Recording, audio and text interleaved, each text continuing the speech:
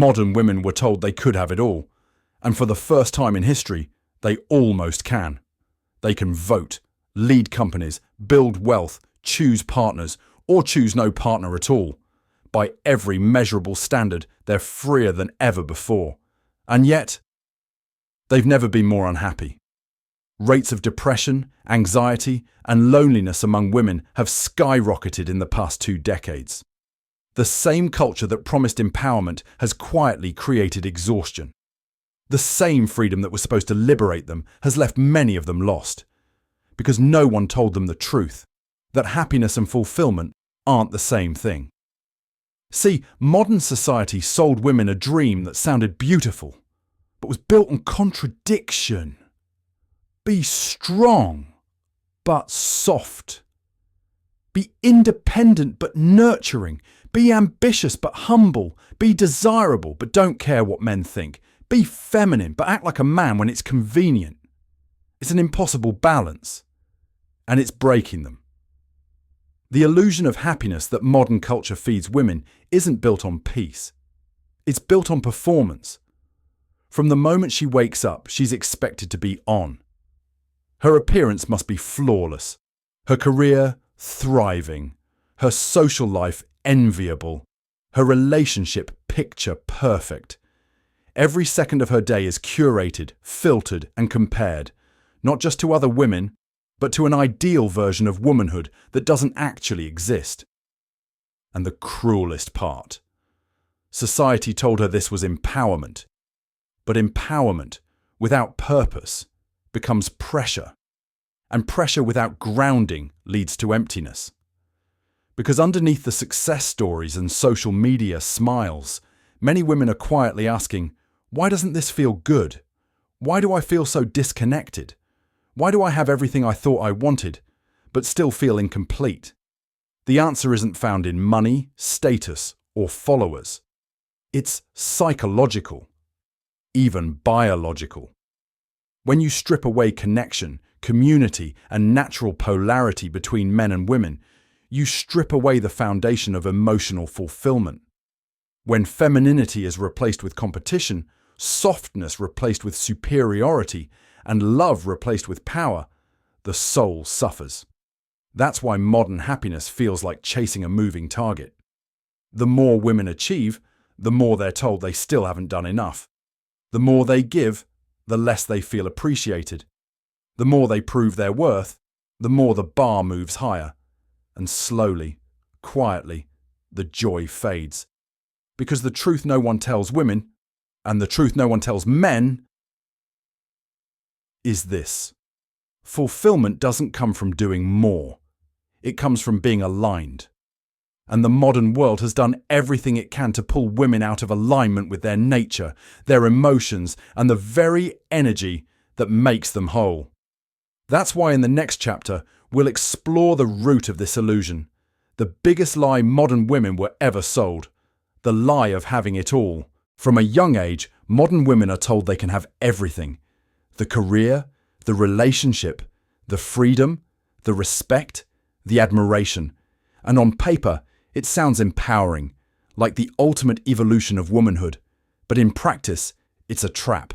Because having it all isn't empowerment. It's overload. It's a never-ending to-do list dressed up as liberation. She's expected to be the perfect girlfriend or wife, the high-performing professional, the emotionally intelligent partner, the fitness model, and the social butterfly, all at once. And when she inevitably breaks down under that pressure, she's told she's just not managing her time well or not manifesting hard enough.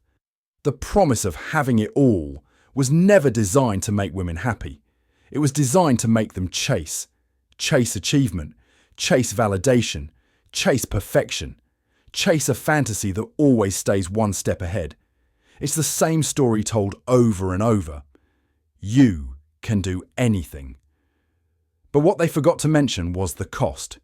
You can do anything, yes, but not everything. Because every yes to one thing is a no to something else. Every late night at the office is a night without connection. Every sacrifice made to climb the ladder is a piece of peace given away. And the cruelest part, The world doesn't applaud balance. It applauds burnout. It doesn't celebrate harmony. It celebrates hustle. So she works harder, pushes more, smiles wider, trying to prove she can handle it all. And yet deep down, she feels like she's falling apart. She scrolls through social media and sees other women who seem to be doing it effortlessly. The entrepreneur mom with the perfect body, the influencer who's thriving while traveling the world, the boss woman who posts "you got this" quotes at 5 a.m. But what she doesn't see is the price behind those images. The anxiety, the loneliness, the quiet resentment. Because comparison has replaced contentment. Modern women were told they'd find happiness by achieving equality with men. But they weren't told that imitating men, competing, conquering, suppressing emotion would come at the cost of their femininity, their peace, and sometimes their joy. Because fulfillment doesn't come from being everything. It comes from being aligned with who you truly are. And yet when a woman tries to slow down, to soften, to nurture, to choose peace over productivity, she's shamed for it, called lazy, weak, unambitious. So she keeps running, keeps achieving, keeps pretending she's fine, until one day she looks around and realizes she's achieved the dream, but lost herself in the process. That's the paradox of modern femininity. She can have it all, but she can't enjoy it. And in Chapter 2, we'll go deeper into how this pursuit of perfection slowly kills what once made women powerful in a completely different way. The death of femininity. For thousands of years, femininity was power. Not loud, not forceful, but deep, intuitive, and magnetic. It was the kind of power that could calm storms, inspire loyalty, and bring men to their highest potential. But somewhere along the way, the modern world taught women that femininity was weakness, that softness was submission, that nurturing was oppression, that vulnerability was a flaw to be erased, not a strength to be embraced. And so, the modern woman began to trade in her natural energy for survival armor. She became competitive, analytical, guarded. She learned to lead with control instead of connection. She learned to measure her worth by independence, not intimacy. But the more she stepped into that masculine energy, the more disconnected she became, not just from men, but from herself. Because feminine energy is not meant to dominate. It's meant to influence. It's not built to compete. It's built to connect. And when that natural rhythm is replaced with constant striving and proving, something inside her begins to die quietly. She becomes successful, but restless. Loved, but unfulfilled. Busy, but hollow. Because deep down, her soul isn't craving more control. It's craving peace. Modern culture has convinced women that the only way to earn respect is to mimic men, to play life like a zero-sum game where dominance equals safety. But in chasing that illusion, women have lost the very thing that once made them irreplaceable, their emotional gravity. Femininity is the force that draws, not demands. It's the energy that nurtures life. Not just in the literal sense, but in the emotional and spiritual sense. It's what turns a house into a home, a relationship into refuge, a man into a protector instead of a competitor. But today, women are told that to need anything from a man is weakness, that interdependence is dependency, that partnership is oppression. So they build walls instead of homes, defenses instead of devotion. And the price of that strength is loneliness. Because here's the truth no one wants to say. You can't suppress your feminine energy without suppressing your ability to receive love. Femininity doesn't mean submission. It means surrender to emotional flow, to softness, to trust. It's the ability to influence without control, to guide without force, to love without fear. But modern society celebrates hardness, and women are exhausted from pretending they don't feel it. They've mastered survival, but forgotten connection. They've learned to build empires, but forgotten how to rest in peace. And deep down, they know something's missing. Something ancient, something sacred. The death of femininity isn't the rise of power. It's the loss of harmony. And in Chapter 3, we'll explore where this loss leads next. Into the validation trap, where women, stripped of inner balance, begin seeking worth from the outside world. And why that chase never ends. Modern women have been conditioned to chase a feeling, not love, not peace, not even success, but validation. And that's the real addiction of our era. Because when femininity was replaced with performance, women were left with only one metric to measure their worth. Attention. It's subtle at first. A few likes on a photo, a comment that says, "You're stunning," a stranger's eyes lingering a little longer than usual. That small dopamine rush feels harmless, even empowering. But like any drug, the hit fades fast, and soon she needs more. More attention, more affirmation, more proof that she still matters in a world that constantly tells her she's not enough. The modern woman's validation loop has become a full-time job.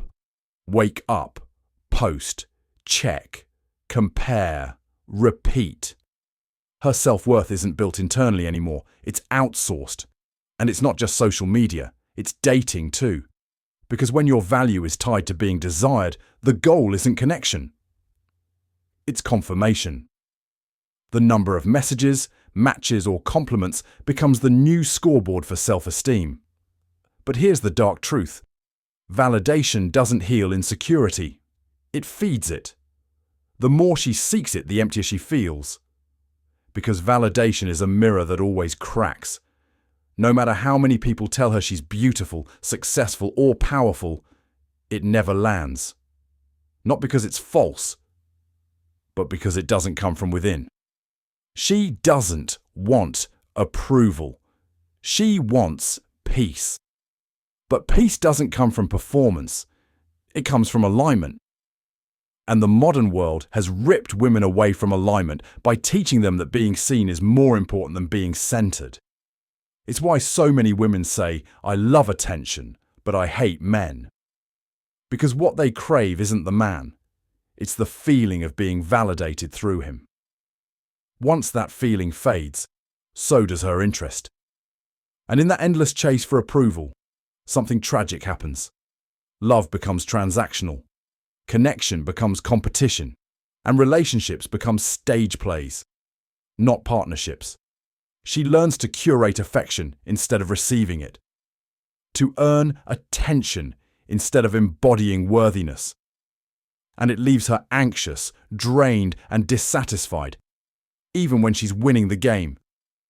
Because there's no amount of external validation that can fill an internal void. And that's the heartbreak no one talks about. The more she tries to prove her value, the further she drifts from it. And what used to be empowerment starts to feel like enslavement to her image, her reputation, her reflection. In Chapter 4, we'll go even deeper into this emotional spiral, how this validation trap bleeds into the modern relationship crisis, and why the search for love in today's world is often just another search for self-worth in disguise. There's a quiet emptiness haunting modern relationships, not in women, but in men. It's what I call the masculinity vacuum, and it's one of the main reasons women today feel unfulfilled, anxious, and emotionally restless, even when they're in relationships.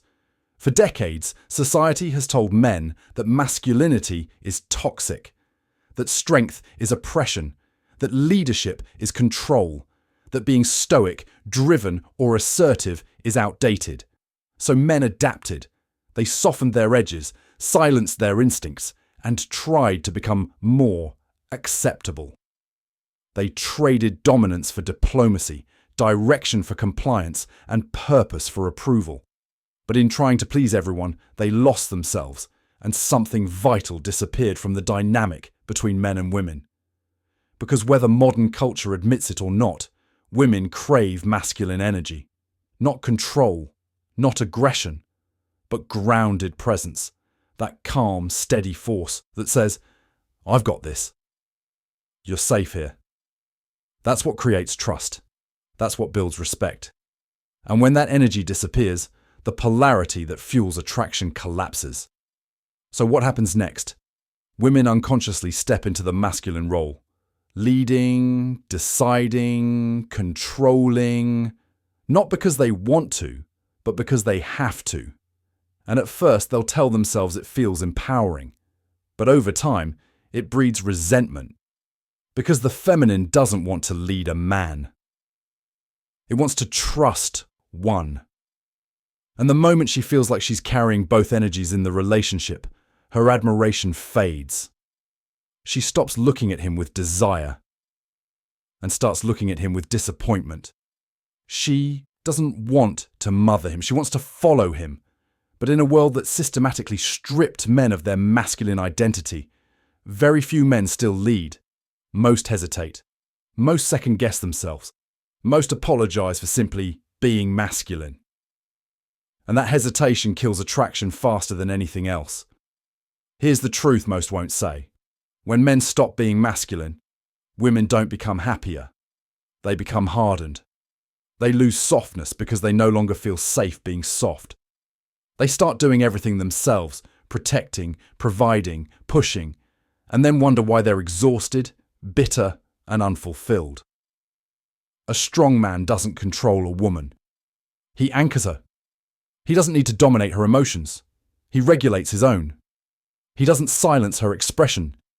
He gives her the safety to express it fully. That's the masculine frame. And without it, the feminine energy withers. So, when men disappear emotionally, women overcompensate. When men withdraw, women overthink. And the cycle continues until both sides lose what they were designed to balance: his strength and her surrender. The masculinity vacuum isn't about dominance, it's about direction. And when men reclaim that direction, women naturally exhale. In Chapter 6, we'll talk about what that restoration looks like. How both men and women can rebuild peace, polarity, and purpose in a world that's forgotten what love really feels like. The path back to peace begins there,